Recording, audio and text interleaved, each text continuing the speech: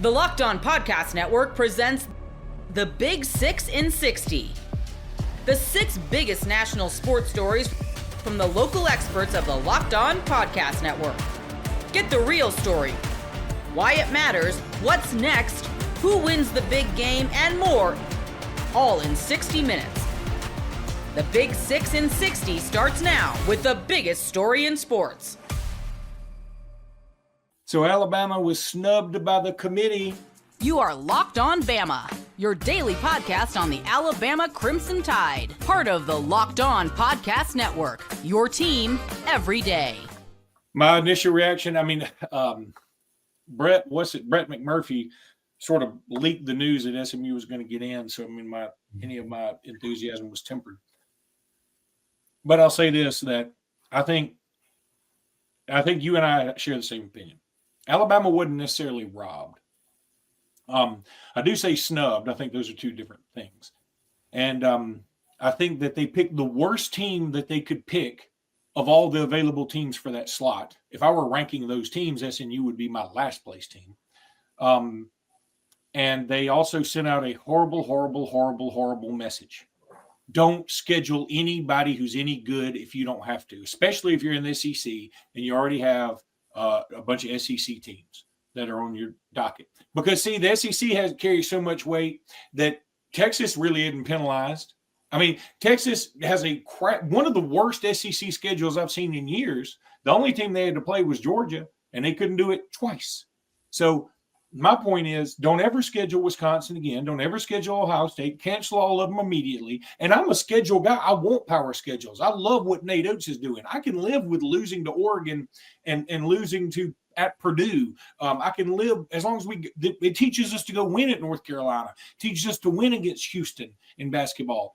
And so I'd be all for that too if they held scheduling in the same regard, but they don't. Clearly they don't. SMU played Little Sisters of the Poor. They played a 2A football schedule here in the state of Alabama, and they get all the rewards. And the only two teams they played all year with a pulse, they couldn't beat them. So I don't see the benefit to playing a tough team on your schedule ever again. And next year, if I'm Greg Byrne, I immediately call Florida State and say, sorry, not sorry. We're going to get out of this contract. Oh, it's going to cost us $300,000. No problem. We'll call Mercer back. We'll pay them $1 million to come here, and then we'll make more money.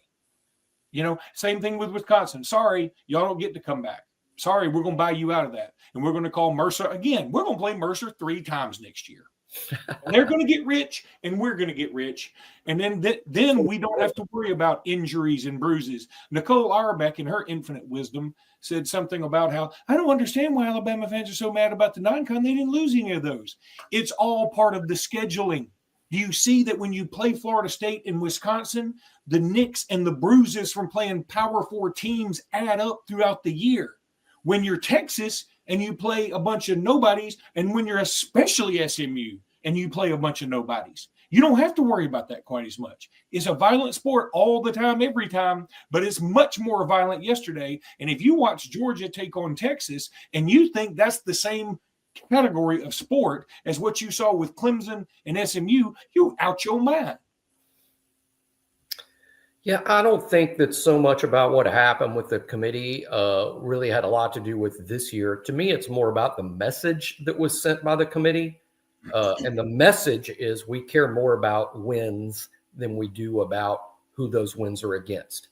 We want wins. That's what impresses us. That's what put SMU in. They had wins. Now, they obviously pay some attention to strength of schedule because Army wasn't in the discussion today. So they clearly know about strength of schedule, or Army, who actually won their conference, would be a thing, and they're not. So they do glance at strength of schedule, but they don't put full weight behind it, and that's why SMU's in, and that's why I agree with Luke that I think there's going to be a couple of results that come from this decision, and one is going to be teams like Alabama going, you know what? We don't seem to benefit from strength of schedule here, so why on earth would we load our non-conference with potential losable games? Keep in mind, Alabama didn't lose their non-conference games this year. SMU's non-conference games weren't actually terrible on the surface, although they just ended up not being good teams. But I do think Alabama is very likely. I don't know that they will cancel Florida State and Wisconsin because it's so soon. It's very difficult, I think, to get a new opponent when the games are just a few months away. So, but I do think the future schedule that includes the Notre Dame and Ohio State, I think those are very possibly going to go away. And it won't just be Alabama, Luke. It will be others. Think of this. Clemson got in, but you know why they almost didn't get in? Because they voluntarily added Georgia and South Carolina to their schedule. Imagine if those two games had been against Citadel and Mercer, then Clemson wouldn't have had to breathe so heavy and pull out the last game with a 57-yard field goal or something, because they would have been in. And I think all these teams are going to start doing that. And I fear the message that the committee sent was, we care about wins, and that's ultimately how you're going to get in this thing. Mute. I can't believe there aren't more Miami fans, South Carolina fans, Ole Miss fans more upset about SMU. Now, because I guess the reason is because they already said the president, if SMU isn't in, Alabama is. But now think about it this way. Take Alabama out of it. If you're an Alabama fan, if you're an Ole Miss fan, South Carolina fan, Miami fan, you should be like, what in the world? Yes. Hey, by the way, I would like to know, Tyler Coggins, what group of savages do you root for? You say we can't make a 12-team playoff. We made about all the 14 playoffs. We should have been in this one. And again, it was our fault. Jimmy and I have said this over and over and over again. It's our fault. We lost 3 games and we lost 2 to teams we definitely had no business losing to, 100%. We've also said, and again, I guess I need to do this every podcast because there are people on here who only see us every now and again. Justin Clayton says, win your games. Don't worry, Justin. We're going to start winning a lot more because we're going to get rid of the good games that are fun to watch. We're going to schedule more like Auburn does. We're going to pick up California. We're going to pick up Baylor. We're going to pick up some of those fun teams. You could have Ohio State. I wouldn't even do that. Notre Dame. I wouldn't even play California and Baylor. I'm using that just to insult him. Yeah, I don't see a reason to do that. I'm just insulting him with that because I had Auburn fans too. I love that we're doing our schedule. Your schedule stinks. You picked up Baylor and California, and you can't beat them. That's what's funny. Yeah, but I would cancel like Ohio State and replace them seriously with someone like Louisiana Monroe. And listen to me, Justin. Again, Justin just got in on this apparently, and Justin's a friend of mine. He's a smart dude, but he says it wasn't the out-of-conference games you lost. That is very correct. But when you have to prepare for more Power 5 teams, or Power 4 teams, I should say, that's where the more nicks and the more bruises come in. We can't not schedule SEC teams. That comes from the league office. Correct. We can have control over the non-conference, and that's what they're going to do. They're going to exercise their control that they have over the non-conference games. And the whole point isn't Alabama didn't get in because of non-conference games. The whole point is there is a new landscape out there, a new set of rules, and the new set of rules include we care about wins. We don't care about interesting intersectional games. So there's no benefit to Alabama playing a road game at Ohio State where you lose all that income to the city of Tuscaloosa by not having a home game. There's no benefit. Alabama used to believe that they benefited from playing those games. The benefit of that is gone. Because again, they care about the wins. So again, Justin makes a good point in the sense that, hey, had Alabama played Mercer 4 times, you still wouldn't have been in because you lost to Oklahoma and Vanderbilt. No, I disagree with that. I disagree with that because I disagree with that in the sense that we wouldn't have had to prepare. I'll tell you something. The team that fought us even harder than Wisconsin was South Florida. I don't want to play South Florida anymore. I want to, if it's non-conference, I want the easiest non-con you can give me. I have gone 180 degrees on this, or as my old golf buddy used to say, 190 degrees on this. I've gone straight up from it and a little bit wonky. Now, what I'm saying is, if the message is we don't care about your schedule as long as you just beat who's in front of you. Okay, we can live by that. We can. But what you're going to get, CBS, ABC, ESPN, casual college football watcher, what you're going to get while y'all been complaining and moaning and bitching about Mercers, you're about to get so many Mercers you don't know what to do. You're about to get Mercers and La Monroes out to Yin Yang. And again, you sent the message saying this is okay. And yes. I do believe that's going to be one of the fallouts here is that, and a second fallout, which is even bigger, and I believe this is coming, there will be increased talk that Greg Sankey is going to pull the SEC out of this format and future formats and simply have an agreement with the Big Ten, who they've already kind of formed, for lack of a better term, an alliance. And I think the SEC and the Big Ten are going to have more urgent discussions about doing their own thing and having their own postseason. And I hope they do it next year. And then SMU can schedule whoever they want to, and so can Boise State, and they can have a conference championship. And let's just stack those two together and see who watches. Now, Justin Clayton says, I love you guys. Uncontrollably biased. FSU had a gripe. Auburn had a gripe. Numbers 8 down don't have a gripe. That's total BS, because you know why? And we told you this.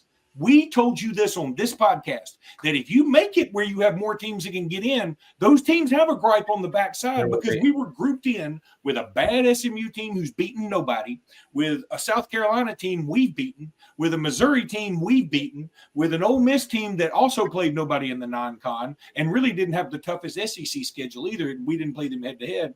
And Miami, who had a pretty easy road to hoe. Justin may be surprised, but there's going to be an annual gripe. Just 100%. There's an annual gripe of who doesn't get in the 68 team NCAA basketball tournament. There's at least a gripe. Yeah, it only lasts a few days, and this is only going to last a few days.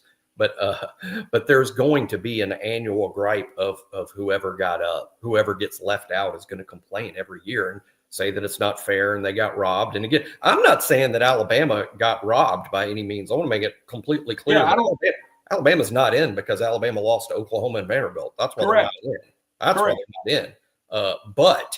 But you still have to hear what the committee is saying and game plan going forward. You would be stupid not to understand what the rules are. And the rules right now apparently say rack up as much wins as you can. And Alabama needs to respond accordingly to this new set of rules. And I think that's ultimately what's going to happen. Rusty Jones says, homie on the left, I assume it's his left, or maybe both our lefts. I don't know how this operates. About to have aneurysm, he has to mean me, because I'm much more fired up about this than you. But look, I'm always on the verge of having an aneurysm. And I wanted to be clear, Rusty. Great name, by the way. Nobody calls anybody Rusty anymore. I want to be clear about this. We fully embrace the fact that Alabama pooted this thing away, okay? We shouldn't be in this discussion. Now, having said that, let's tend like Alabama wasn't in this discussion. Let's tend like Alabama was in there. And let's say this came down to Ole Miss, Florida State, Miami, and SMU without Alabama in it, and Alabama was in. I'd feel the same way.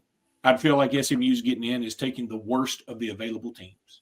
I feel like SMU is clearly the worst of the teams. They bring the least to the table. The only thing they bring to the table is that they have 11 wins, and their 11 wins are over a bunch of junk. Nothing. They didn't beat the good teams in the ACC. The irony is the losses that the SMU crowd's like, yeah, Alabama lost to Vanderbilt and Oklahoma. Vanderbilt and Oklahoma would have been two of easily the best teams y'all beat. Oklahoma would have been like your second or third best win. I mean, in terms of who are the really good teams, their best wins were over Louisville and Duke. Are they really better than Oklahoma? And I know you'll say, yeah, they won more games, but they didn't play Oklahoma's schedule. I mean, I don't think that Louisville and Duke are better than Oklahoma. Got to get the break, but I'm going to say this from Sheila K. And this is why it's so funny when other fans come on a podcast and they don't know what they're talking about. Sheila, I'm sure you're brilliant and beautiful. I'm sure you are. But this was not a very good comment. She said, I guess if Bama losing to Tennessee and they suck, then Bama has no good wins. We beat Georgia, who's the number 2 seed in this thing. We beat South Carolina, who is also in the mix to get that last seed. And we beat Missouri, who's also ranked. So no, Sheila, that was not a good comment. We've never said Tennessee isn't good. We said they're good, and we said they deserve it. I think they're one of the more underrated teams in this tournament. Sure. Now, I do think they got a tough draw. They got the toughest bad luck draw, I think, in the tournament by having to go to Columbus instead of it being the other way around. But to me, it's by far the most compelling first round game is Tennessee, Ohio State. That's the good one. I'm watching that. That's good. Gametime has a new feature called Gametime Picks that makes getting tickets for your favorite live events even easier. Gametime Picks filters out the fluff to show you only incredible deals on great seats, so you don't have to waste time searching through thousands of tickets. Curation makes it easier to save more on sports, concerts, comedy, theater, and more near you. You can take the guesswork out of buying tickets with Gametime. Download the Gametime app, create an account, and use code LOCKEDON for $20 off your first purchase. Terms apply. Again, create an account and redeem code LOCKEDON for $20 off. Download Gametime today. What time is it? Gametime. You are Locked On Sun Devils, your daily podcast on the Arizona State Sun Devils. Part of the Locked On Podcast Network, your team every day. Peach Bowl is awesome. It's on the other side of the country. That's tough. You will play either Clemson or Texas, depending on the outcome of that first round game. That's because Texas is the number 5 seed. So in theory, ASU would play the highest ranked seed of all the winners if Texas were to win. But if Clemson wins, then you are playing lowest ranked seed. But either way, you're either playing the SEC runner-up or the ACC champion. You're playing a good team either way. As far as Kenny, $100 million contract, whatever it takes to keep him here, you find a way to keep him here. I've been very vocal about this on the podcast. I'm never, ever, ever going to back down on it unless I am proven wrong. And I promise you, I will never be proven wrong on this. He's not going anywhere. But that doesn't mean that you should sit on your hands. Now is the time to strike. The iron has never been hotter to keep Kenny Dillingham here. Second year with the program, he just had 11 wins. That's the most wins that this program has had in forever. Because I don't know, in the height of those Todd Graham football record by year, I don't know in those Todd Graham days if he got 11 wins. I know he had back-to-back 10-win seasons. I don't remember if he got to 11. So, but point is, he's at 11 wins in his second season. No matter how this season ends, he will have a record above 500 through 2 years, including his first year of getting 3 wins. That's insane. So yeah, in the back-to-back 10-win seasons under Todd Graham, they were 10-3, 10-4. In 2007, when they won the Pac, they were 10-3 with Dennis Erickson. You literally go back to 1996, where they were 11-1 and they barely lost that Rose Bowl with Bruce Snyder. This is literally the best season you have had since 1996. So you're talking about my entire life. I was born in 95. There is almost 30 years that you're talking about between the last best season that ASU has had and this year. That is such a big deal. If you want to go even further than that, you have to go to 1975 when ASU was 12-0 undefeated with Frank Kush. That was also the Fiesta Bowl, I'm pretty sure. And even more importantly, if I'm not mistaken, that should have been our national championship season.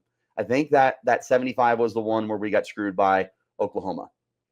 So, that definitely was, because we finished number 2 in the AP poll that year. So you'd be going back to what should have been a national championship for ASU when you're looking at how successful this season has been. Yeah, it's time to get Kenny Dillingham locked up. $100 million, whatever it takes. We'll come together and we'll pitch in. I'll pay some of Kenny's salary every year. I don't care. Yeah, I want him around. It's really fun. Not even from being the Locked On Sun Devils host, being an alum and someone who watched this team grow up. I wouldn't care if I had this platform or not. I want Kenny Dillingham as long as possible. Make him a lifer, because it just makes the game that much more fun. And I know I'm not the only one. I know every single person in this live and everyone who checks out this live later on is of the opinion, do what we got to do. Timberwolf95, good to see you in here again. I don't think you've missed a live. I was wishing for a flipping Fiesta Bowl, would have been amazing to see a stadium full. It would have been, but good news. It's still going to be a full stadium. It's just going to be in Atlanta, Georgia, instead of Glendale, Arizona. ASU fans travel, man. I've said this before, when you are good in Arizona, ASU, Arizona Cardinals, Phoenix Suns, Arizona Diamondbacks, whatever. When you are good, the state of Arizona fans are as loyal as they get. You look at the Phoenix Suns back in the mid 2010s, right? Like Devin Booker had just got here, but it was still a really bad team. It was hard to get those stands to fill out. I remember when I was at ASU on campus, and some of the guys that I was rooming with for not lodging, what do you call it? The dorms, that they were looking at going to a Suns game, and it was like $10 tickets, and I was like, it's not even worth it. And they were like, well, it's the Warriors. We can see Steph Curry. That was the logic we had when the Suns were bad. Was, well, I'm not going to see the Suns. I'm going to see other star players. Now, dude, Suns games are probably sold out every single game, and it has been like that for years at this point because they put together a winning product. When you put together something that is worth watching, Arizona fans everywhere, college football, NFL, basketball, baseball, whatever, they will give you the attention, they will give you the love, and they are die hard. Arizona sports fans will bleed for this team, but you've got to hold up your end of the bargain. So ASU is holding up their end of the bargain. And you look at this team this year, and they're selling out the stadium. They are traveling. That was a really good look in Arlington, Texas.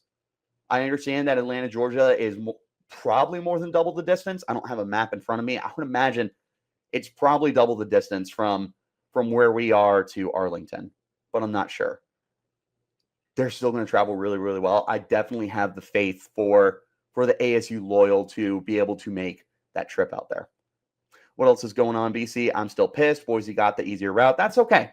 Like I said, we can sit here and debate, is ASU supposed to be ranked higher than Boise State? This, that, and the other. I hear it. I understand you. At this point, it doesn't matter. And with where we're at, I would tell you that ASU should take the high road anyways and say, yeah, you know what? We don't care. We got disrespected all year long, but we got the respect we deserved when it mattered. Now let's go out and make people look stupid. That should be the priority from here on out. We got what we deserved. Even if it didn't go the way that we wanted it to go, we still got it. End of the day. And we can't sit here and complain because we're not an SEC school. We're better than that, right?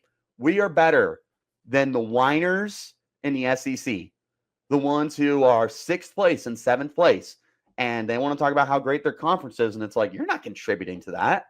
Neither here nor there. The point I'm trying to make is we got it. We're good. Let's move forward. We got what we needed.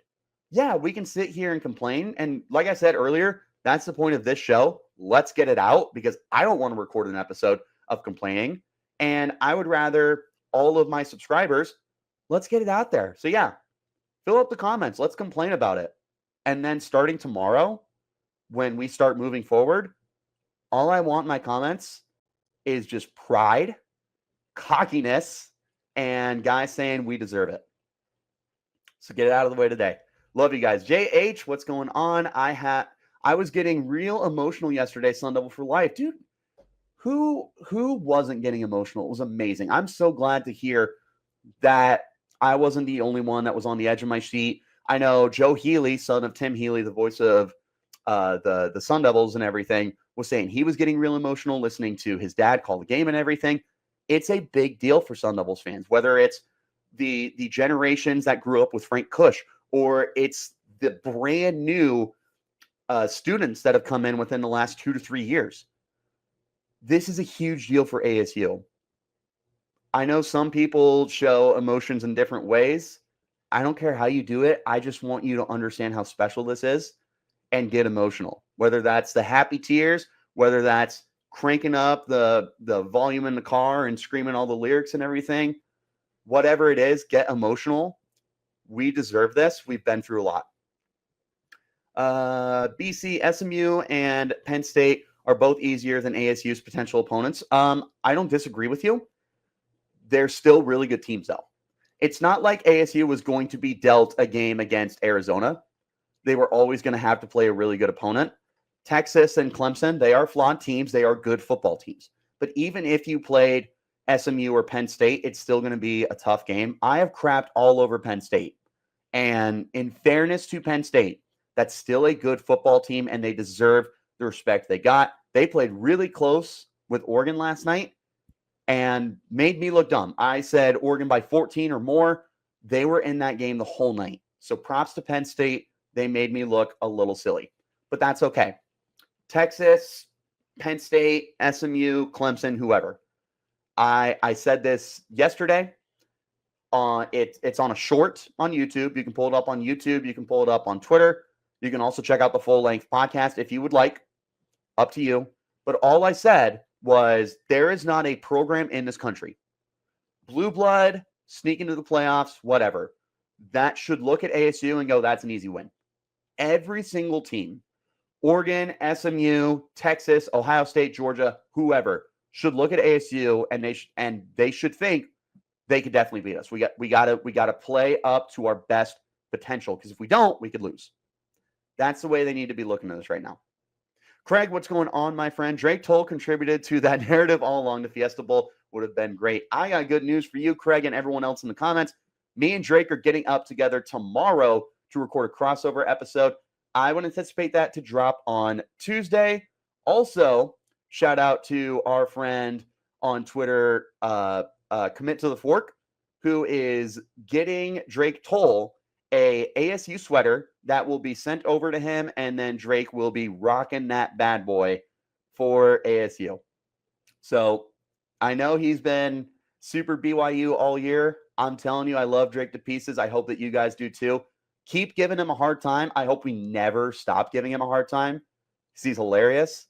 But he is going to be walking that walk. He's going to talk that talk for ASU. He's going to go to bat for us, and he's getting an ASU hoodie. So give the man some credit there. Sean, what's going on? Good to see you, Sean. ASU is in. Doesn't matter. Now handle business. ASU needs to build on success. Earn the respect. Build it. It wasn't sustained success. That's another really big deal here. We got what we needed. You take care of business this year. Honestly, even if you're one and done, like, you may not win a playoff game this year. That's fine. You just need to make sure that you're building upon it for next year. One of the things that I've said recently is that the sleeping giant is woken up and ASU is built for long-term success. I've had some people tell me to slow it down. It's 1 year, blah, blah, blah. I do hear you. I understand you. And this is exactly why.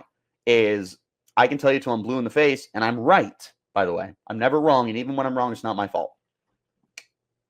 Not really. ASU is built for success for the future now and indefinitely. Notre Dame is in the college football playoff, and the path to ending that national championship drought is not going to be easy. But you are Locked On Irish, your daily podcast on the Notre Dame Fighting Irish. All right, we have a real college football playoff bracket to talk about today. We have been speculating about this for weeks. Honestly, it feels like months, but now it's official. Notre Dame is in. They know their first team that they're going to be going up against, and they know their path to ending that long-awaited national championship drought. So let's talk about it. There's a bunch of people who are going to be really upset with the College Football Playoff Committee, the rankings, all that stuff. Personally, I don't think Notre Dame fans have that much to be upset about. Yes, it could have been an easier path if some things had kind of worked out in their favor, but whatever. Ending that national championship drought was never going to be easy, and this is an extremely exciting game in the first round for Notre Dame and a potential second-round game as well if they're able to get by the Hoosiers. Like, it's going to be tough, but it could end up being a lot of fun. There are so many fun, exciting storylines that we're going to talk about today. We're going to talk about in the coming weeks, all the way up into the lead up into that game against Indiana in that first round. But let's take a look at this bracket, okay? Because Notre Dame is the 7th seed. They're going to be taking on Indiana, who's the 10th seed, but they're actually ranked 5th. So Oregon comes in at number 1. Makes sense. They're undefeated Big Ten champs. They beat Penn State in the Big Ten championship in a game that was closer than a lot of people thought. Georgia, they get the 2 seed and 2 ranking because they're the SEC champion. They jump over Texas, who is ranked 3rd. Penn State is 4th. They remain ahead of Notre Dame despite the loss in the Big Ten championship. I'll explain why I'm not that surprised about that here in a moment, but let's go through these rankings. Notre Dame is 5th. Ohio State is 6th. Tennessee 7th, Indiana 8th, Boise State 9, SMU is 10th, and then Alabama is the first team out because Arizona State, the Big 12 champion, is ranked 12th. So you look at that, the rankings, then you look at the bracket. As I said, Notre Dame is the 7th seed. They're taking on the 10th seed IU. If they win that game, they will take on Georgia, who's the 2 seed in New Orleans. Think about that scene for a second. Oregon gets the 1 seed. Boise State gets the 3 seed. Arizona State gets the 4 seed. So there's plenty of people who are really upset with the committee, the format, and I get it. I don't love the format. I don't love the fact that the conference champions get automatic buys. I think that's kind of ridiculous. But hey, this is what they agreed to.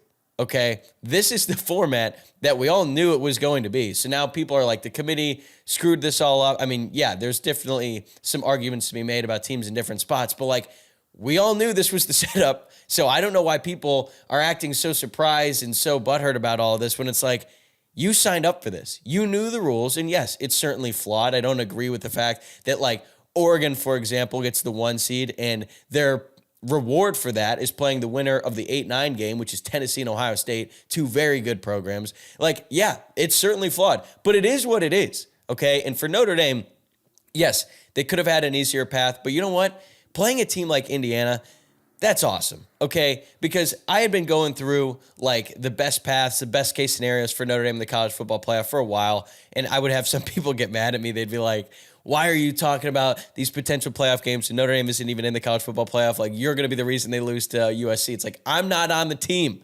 I don't have to be focused on the game. I'm just talking about what is most interesting, and playoff scenarios are interesting. So now we have the real actual playoff scenarios ahead of Notre Dame, and that matchup against IU, it's going to be the first ever college football playoff game in this new expanded format. It's going to be a home game in South Bend, late December. Like, there is going to be so much interest and intrigue in that game, and I think that's what really is exciting about this, because if Notre Dame was going to be playing a team like, let's say UNLV, let's say somehow UNLV won the Mountain West Conference Championship, they came to South Bend in that first game, like, it's going to be exciting.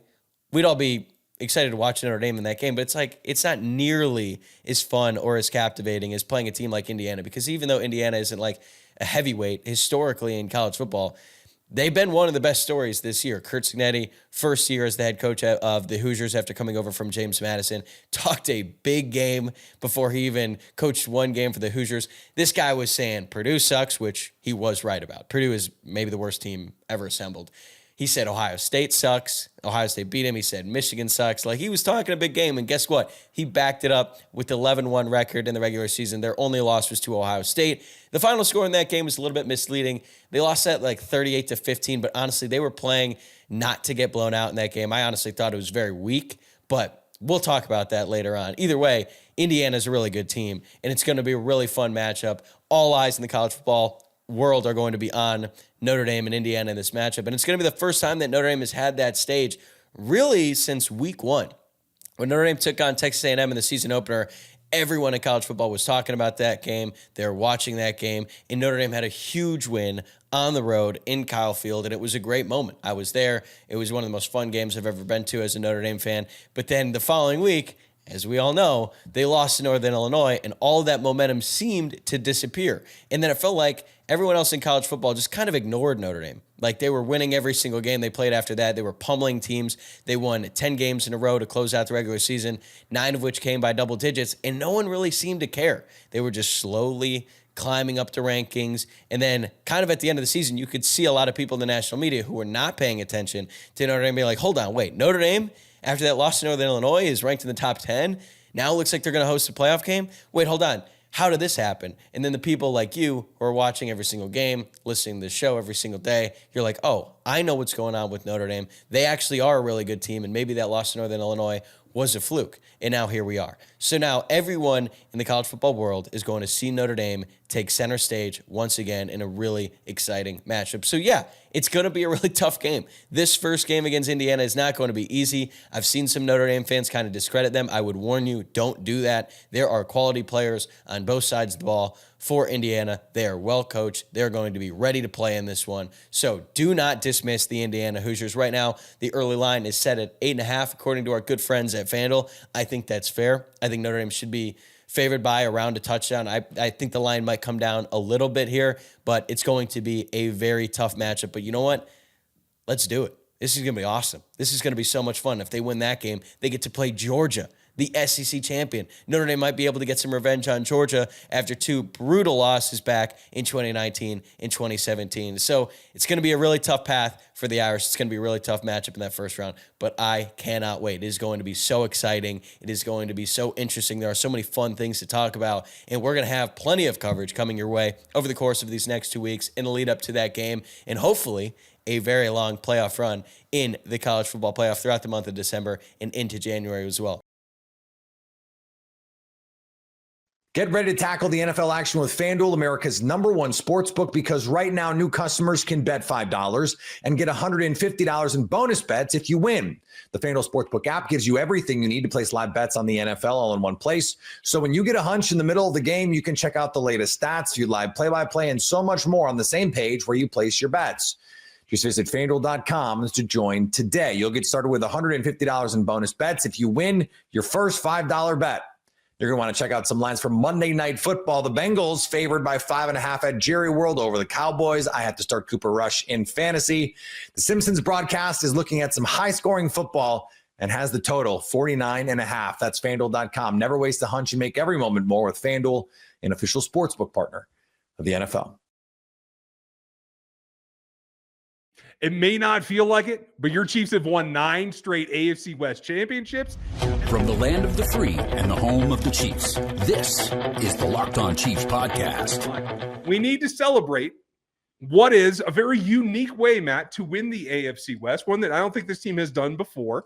A doink kick that goes in is not something I had on my bingo card for tonight. Chiefs played, I thought, in some ways a little bit more gritty tonight, and in some ways, tied their feet together on purpose. And it just comes down to another 2-point win that I wasn't sure was going to happen. How confident were you going in, and what did you think when that kick went up? I mean, how can you not laugh after this game watching that kick? I mean, I'm all out. I mean, no, I did not have this on my bingo card either. I made it pretty clear that the 2 things I had on my bingo card for tonight was the Chiefs either winning with a pick 2, or that the Chiefs had enough injuries at corner that they were going to sign a golden retriever to play at corner, and Dave Merritt was going to get this guy to get 6 goals. Gus, the retriever, was going to get 6 pass breakups tonight. That's what's going to happen the next couple of weeks. So we know that because this team is going to continue to win games like this. It is absolutely insane, and I can't explain it. But I can tell you, just walking around, the concourse downstairs and outside the locker room, I mean, you couldn't just walk around, just run into somebody and just start laughing, because how can this team continue to win games like this? I don't know how they can keep doing it, but doink is all I can really think about watching this game. Matt Wright just comes back in, and I'll be honest, I mean, you go back to the first kick of the game, it didn't look like he was going to make it then. Like the first kick, I thought he was going to hook, and then, come back and doink it off the upright to win the game from, what should just be a gimme kick. Kansas City's playing on the right side in some of these games, and it's very big that they continue to win. There's going to be a lot of questions as to how they can continue going down this path. But the big thing that, you look forward right now, they win their 9th straight division. They're in a position where they're now a game and a half up on Buffalo. And if they win 3 out of the next 4 games, they are the number 1 seed and will be playing at home with the first round bye, which is a huge thing for this team. They absolutely need that first round bye. And let's not forget, they may end up getting a 2-game lead on Buffalo, because Buffalo will be playing against the Detroit Lions this next week. So this is a big win. I mean, everything that happened to Kansas City this weekend really plays to their favor. Yeah, I mean, their magic number right now is essentially 3. I mean, they need some combination of 3 wins, losses. I mean, as far as, eliminating Buffalo, 3 Buffalo losses, 3 Kansas City wins, some combination thereof. Same with the Steelers. So, I mean, hey, they could absolutely clinch the number 1 seed in the next 3 games by just winning out. So they've got that going for them. But they could even clinch even earlier if they get some help. That's the crazy thing about this. So, I mean, the options there. I mean, and they've left it on the table. I mean, that Buffalo loss today was huge, and now the Buffalo schedule doesn't look as favorable as it did, because even though they got some considerably games down the road, that Lions game is not going to be one of them. But at the same time, you look at this Chiefs game, and was anything really resolved or solved tonight? I mean, this team still had many of the same problems that have been afflicting it the last few weeks, and we're fortunate that the Chargers were not full strength. I mean, if the Chargers had led McConkey, Chargers may very well win this game tonight. I mean, that was close enough that McConkey would have been a difference maker, I think, as well as I don't know if Justin Herbert can play any better than he did tonight. He made some absolutely insane, incredible throws to keep this team in this game. So I give a lot of credit to him, but I mean, the Chiefs, this was not their best effort. I mean, the offensive line, I mean, this was not just a DJ Humphries problem tonight. This was a problem across the entire line. I mean, they're run the ball much. They did well, I thought, in run blocking, but pass protection was abysmal. I think, was it 14 hits that Mahomes took tonight? Yeah. You just can't survive that. Yeah, and get him hurt. Yeah, absolutely. And what we don't know, and Matt, it looks like Andy Reid didn't talk about injuries, so we have no idea about DJ Humphries right now. We have no idea if he'll be available next week. And the bigger problem that Kansas City is going to be facing is they're going to have 3 games in 10 days starting this next Sunday. They play the Browns this Sunday, then they play the Texans after that on Saturday, and then they turn around and they play on Christmas.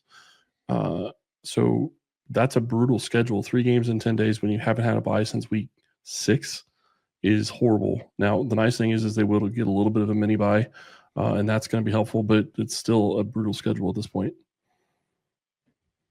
And at least the one thing they have going for them in that 3-game sequence is that everybody's going to be on the same schedule. So they're not going to be at a rest disadvantage at any sort in that stretch. So that's at least one thing that they have going for them. Everybody's going to be kind of in the same disadvantage, but you still have to think that despite what the Raiders did on Christmas Day at Arrowhead last year, playing on the road on Christmas Day against a good team like the Steelers is still a disadvantage. Gametime has a new feature called Gametime Picks that makes getting tickets for your favorite live events even easier. Gametime Picks filters out the fluff to show you only incredible deals on great seats, so you don't have to waste time searching through thousands of tickets. Curation makes it easier to save more on sports, concerts, comedy, theater, and more near you. You can take the guesswork out of buying tickets with Gametime. Download the Gametime app, create an account, and use code LOCKEDON for $20 off your first purchase. Terms apply. Again, create an account and redeem code LOCKEDON for $20 off. Download Gametime today. What time is it? Gametime. Juan Soto is a member of the New York Mets. You are Locked On Mets, your daily New York Mets podcast. All right, Juan Soto is a Met. Doesn't really get old to say that. It really doesn't. I recorded a rapid reaction podcast. As soon as I saw the tweet, I was on my computer pulling up Audacity, recording an audio-only show because my video not entirely working to be able to stream right now, and I got that thing up as soon as I possibly could. So for those of you who missed that, you can check it out if you want my raw emotions as soon as it happened. But now we've had a little bit of time to process. And first things first, the full contract details are out, and it is a absolutely insane deal. Juan Soto gets $765 million over 15 years. We knew that, right? The kicker, which I found out halfway through that rapid reaction podcast, was the fact that there is no deferrals in the contract. So Juan Soto gets $51 million per season. So you look at the league prior to this. Shohei Ohtani had the highest AAV for a contract when it comes to luxury tax. So that was based on the deferred money. It took the present day value of his contract down to $461 million. That is how SpotTrack has been, putting his luxury tax number in there for the Dodgers at $46.1 million. So Juan Soto clears that by $5 million. When it comes to total value of the deal, if Shohei Ohtani was at $461, Juan Soto has cleared that by $300 million. Longest contract ever as well. And here's where this deal gets even crazier. He has an opt-out after the first 5 years. So if you're the Mets, you are guaranteed to get the next 5 years of Juan Soto's career. That's his absolute apex prime. Let's say Juan Soto is amazing for the next 5 years, the same way that Bryce Harper was in the first 5 years of his deal with Philly. He decides to opt out. The New York Mets could then opt in to the remaining 10 years of his contract and bump up his AAV, the money he's making per year, to $55 million. So that would mean over the final 10 years of the deal, he began $550, and you put it all together with the $255 million that he's getting over the first 5 years, you're looking at a 15-year, $805 million contract if that escalator hits, and he got $75 million up front in a signing bonus. Now that's not additional to the $765. It's all calculated in there. But taking home $75 million as soon as you put pen to paper, that's pretty remarkable. And I don't even have to look it up. I'm sure that is the biggest signing bonus that's ever been given out. This is a crazy contract. If you are a Yankees fan or a fan of any other team, you are saying the Mets are silly for signing this deal because that's just too much money. And you're talking about Juan Soto's defense and all of that. Well, here's the deal. Juan Soto had 5 teams that were all in on signing him. Did the Mets go over the top to get this thing done? Did Steve Cohen at the 11th hour make sure that he put an offer in front of Juan Soto that he could not refuse? Yes, but he still got $760 million offered to him by the New York Yankees. I am fascinated to learn if there was any deferrals in that deal, but assuming there wasn't, and if Juan Soto was going to get $47.5 million per season for 16 years, then this really was a situation where, yes, the Mets gave him the best offer, and who knows how much of a signing bonus the Yankees are going to throw in. There's a lot that comes into it. But Juan Soto is going to be a filthy rich man regardless. And what Jeff Passan said on ESPN is a sentence that I don't think any of us as Mets fans truly in our heart of hearts believe we would ever hear uttered by the prominent insider in Major League Baseball. Jeff Passan said on ESPN, what happened here? Quote, in the end, I think Juan Soto looked at the Mets' future and looked at the Yankees' future and decided that the Mets' future was better. Doesn't sound like little brother anymore, does it? The New York Mets have been building to this ever since Steve Cohen purchased the team September 14th, 2020. I've said it on this show before, I'll say it again. The greatest 25th birthday present that I could have ever imagined for myself. The best birthday present I've ever gotten was when the news dropped that Steve Cohen was going to be the owner of the New York Mets. It took until January for it to become official, I believe, if I remember correctly. Now we are 4 years into the Steve Cohen era. This is going to be the 5th season of him as the Mets owner. And he has landed the top free agent on the market. And not just the top free agent on any market. A free agent that is as rare as you're ever going to find at 26 years old. I really feel like there's only been 3 other free agents that are comparable. A-Rod, the first time. Bryce Harper. And then Shohei Ohtani, 1 of 1 because of the two-way stuff. But this is a historic day in the history of the New York Mets franchise. And it marks a line in the sand of before Juan Soto and after Juan Soto. The perception of the New York Mets changes immediately because they won a bidding war that included all of the top teams. I mean, throw the Blue Jays aside, but Yankees, Dodgers, Red Sox. Those are the 3 teams that have the biggest market appeal. The teams that are supposed to get a free agent like this.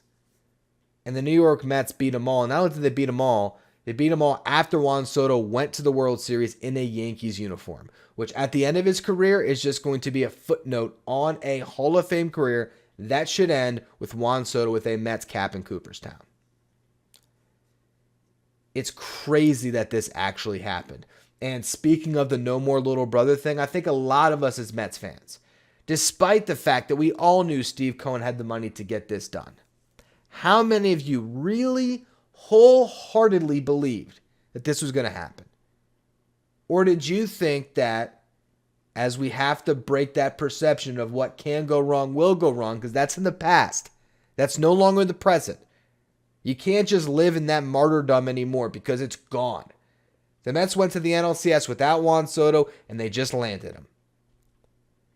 But that past mindset, those past traumas as Mets fans that still are hard to break free of, they had you thinking that this wasn't going to happen. But it did. It did, and Steve Cohen made it happen. Andy Martino on SNY, he described the situation. Who knows if this is factual or not, but he described it as the Mets being dead in the water in the middle of the day on Sunday. And as him and Jim Duquette sat down for dinner at the winter meetings there in Dallas, it was going to be Yankees. And at the 11th hour, Steve Cohen made sure, before that bidding ended, that Juan Soto was a New York Met. And that could have been a tactic. It might not have been real. Juan Soto might have always had the Mets in mind, and Scott Boras could have known that he had Steve Cohen right where he wanted him, and he was able to get this contract, but who cares how it all came together? Steve Cohen made sure that the New York Mets landed Juan Soto. And it is such a huge thing for this franchise. It goes beyond what Soto's going to do in the batter's box. It changes the perception of the New York Mets. And Steve Gelbs did a great job by tweeting this out, a video of his interview of Steve Cohen after the Mets clinched a spot in the NLCS against the Phillies at home. Here it is. Here's what Steve Cohen said then. When you bought this team, were nights like tonight, stadium packed, everybody on every single pitch. Was that what you were this? For years, I wanted this place packed.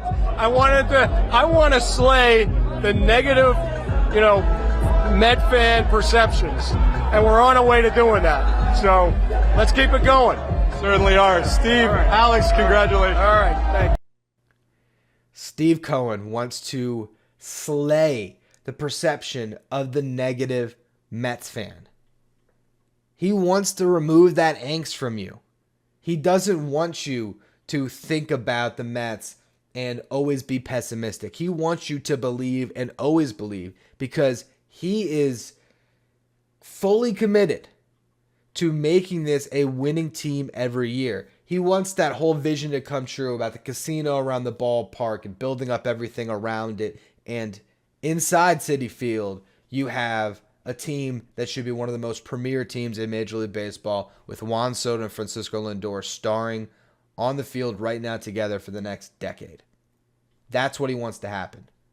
And yeah, you can look at the payroll right now and you say, man, $85 million per year on Juan Soto and Francisco Lindor could jump up close to $90 million after 5 years if the Mets exercise, or if Soto exercises the opt-out clause and the Mets trigger the escalator and they keep him at $55 million per. That's crazy. Brandon Nimmo is still making $20.25 million per year as well. So those three players are on your books over the next 5 years at $105 million for three guys. That's not talking about Edwin Diaz's money. That's not talking about the potential of signing Pete Alonso. How do you build around that? You have the richest owner in the sport with a net worth of over $21 billion, who's committed to this. Let's not worry about if Steve Cohen can afford this team, because we all know he can. And he is investing right now to make the Mets one of the premier franchises in Major League Baseball. And this signing is one of the biggest leaps they've taken to getting there. And he just did not take no for an answer. And it's a remarkable thing. Could this blow up in the Mets' face? Sure. Sure, it could. But could it also become a dynasty that results in multiple World Series titles and changes the perception of the New York Mets forever? Yes. And that's why you do it. All those who are wondering how this contract will age, here's what I want to tell you. Who has Juan Soto been compared to the most throughout his career? He has been called the modern-day Ted Williams. Other people have called him that. That's not me. That is a comparison that has been made. How did Ted Williams age? Age 36 through 41. Ted Williams hit 336, had a 470 on a base, 623 slug. You look at Baseball Reference, his WAR was at 30 for those final 6 years of his career. So he was a 5-win player every single year. Now, different era. Soto's numbers are not going to be that good. Even now, they're not as good as Ted Williams. But for those who think that the last 5 years are definitely going to be bad, there is every chance that Juan Soto could hit for the next 15 years, honestly. That's how good of a hitter he is. Get ready to tackle the NFL action with FanDuel, America's #1 sportsbook, because right now new customers can bet $5 and get $150 in bonus bets if you win.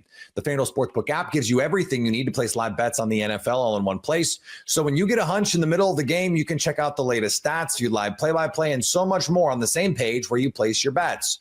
Just visit FanDuel.com to join today. You'll get started with $150 in bonus bets if you win your first $5 bet. You're going to want to check out some lines from Monday Night Football. The Bengals favored by 5.5 at Jerry World over the Cowboys. I have to start Cooper Rush in fantasy.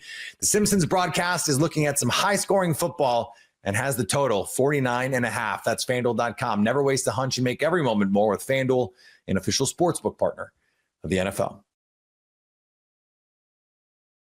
The Buffalo Bills experienced a rare December loss. You are Locked On Bills, your daily Buffalo Bills podcast. The Buffalo Bills fell to the Los Angeles Rams 44-42, dropped to 10-3 on the season. They do remain the number 2 seed in the AFC playoffs. It's been a while, but not a victory Monday here on Locked On Bills. A very disappointing loss for Buffalo. An unserious effort by the defense, special teams blunders, coaching blunders, and we should be talking about and celebrating a heroic and all-time and elite and exceptional performance by Josh Allen, but we're not. We're talking about how that was spoiled here in this post-game reaction. Want to get into this conversation in a more traditional sense. I want to talk about things I didn't like, which is quite a bit. Want to talk about some blunders, which I guess fall under things I didn't like. And then I do want to get into things I liked. Maybe give you a silver lining and talk about what's next. So let's get into this. Things I didn't like, and we're just going to start with the defense. That was an unserious defensive effort by the Buffalo Bills. The Rams got whatever they wanted. And it started with them winning up front. They controlled the action with their offensive line. Bills' defensive line was, oh boy, what a horrible performance. The drive charts for the Rams, absolutely insane. This is in order. 12 plays, 70 yards, touchdown. 10 plays, 65 yards, field goal. 12 plays, 76 yards, touchdown. End of half. 11 plays, 76 yards, touchdown. 7 plays, 70-yard touchdown. 3 and out. They punted. Wow. 11 plays, 71 yards, touchdown. Are you kidding? 1, 2, 3, 4, 5, 6 scoring drives of more than 65 yards. You ain't going to beat anybody like that. Not even if your quarterback goes out and has 400 yards and 6 touchdowns. Just an absolutely unserious defensive effort. Giving up 44 points. Giving up 28 first downs. They converted 12 possession downs. They're 12 of 16 on 3rd and 4th downs. You couldn't get a stop. You could not come close to getting a stop. Conceding 457 yards of offense. The Rams possessed the ball for 38 and a half minutes. It's one of the worst defensive performances I've seen from the Buffalo Bills. Not necessarily in a long time, but in my lifetime. An unserious defensive effort. Pass rush, complete no-show. Didn't sniff Matthew Stafford. Matthew Stafford just dicing up the Bills left and right.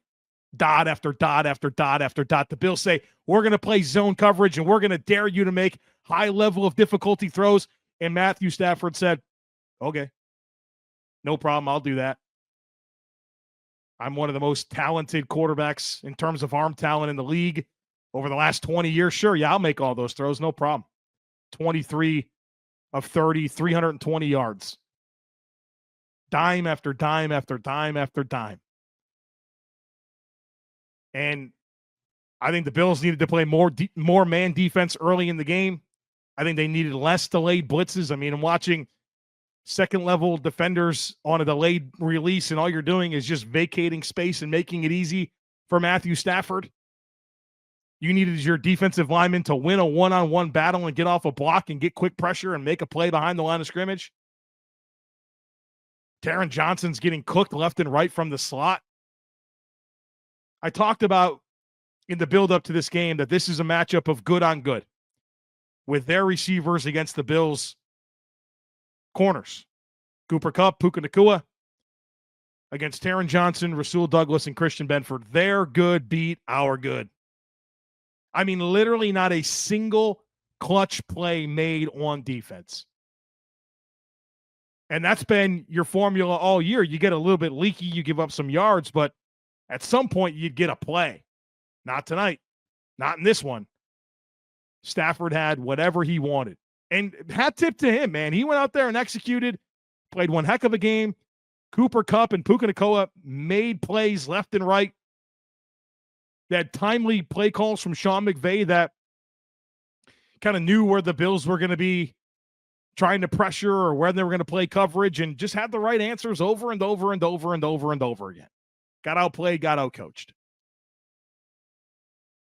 And the run defense, I think if you look at it in totality, you're not going to look at 42 rushes, 137 yards as a terrible game, right? Only 3.3 yards per carry. But it started hot, and I thought it opened up everything for their team. They start to control the line of scrimmage. They're running the football well. The Bills have to start rolling safeties down into the run fit. They have to start run blitzing to get stops against the run. And that, I thought, opened up a lot for their passing game. But the bottom line is your defense you didn't have any answers. Ever in the game. Just unbelievable in terms of the Rams meeting the moment, in terms of exactly the type of style of defense the Bills are going to give you, and them having every right idea, execution, pulled every correct lever, and the Bills had no answers. And I'm sure that's going to bring up a lot of questions about, well, Matt Milano, is he helping? Now, Dorian Williams was on an ascending path. It's going to bring up questions. Well, Rasul Douglas gets hurt and Kyer Elam's inactive, and is that the right move? It's going to bring up questions about a defensive line rotation and if it's good enough. I get it. I understand all the possibilities that people are thinking about. And maybe it was just an uncharacteristic game and it's not replicatable, and Stafford, Nacua, and Kupp played out of their minds, and that's probably not going to happen again. But boy, oh boy, was that an unserious effort from Sean McDermott and Bobby Babbich's defense. Got roasted for 60 minutes. You thought maybe coming out of halftime there'd be some ideas. No. Coming out of halftime when you're down all those points at halftime, they come out and score 2 consecutive touchdown drives of more than 70 yards. 3 touchdown drives of more than 70 yards in their first 4 possessions of the second half. You didn't have any answers whatsoever.